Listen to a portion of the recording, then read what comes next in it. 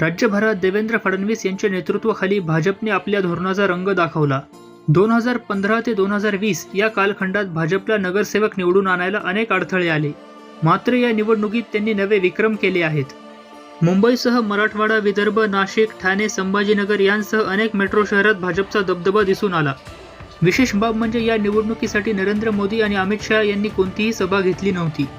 तर मुख्यमंत्री देवेंद्र फडणवीस हे स्वतः मैदानात उतरून एकूण 77 प्रचार कार्यक्रम करत होते.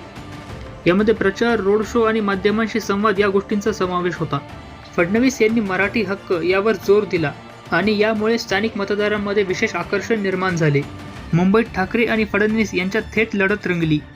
मात्र शिवसेना, उद्धव ठाकरे गट आणि शिंदे गट यांच्या मतभेद आणि युतींमुळे शिवसेनेला अनेक ठिकाणी नुकसान सहन करावं लागलं. काँग्रेस आणि मनसे यांचे स्थानिक राजकारण आजही ठळक आहे, पण या निवडणुकीमध्ये यांना अपेक्षित फटका बसल्याचं दिसून येतं.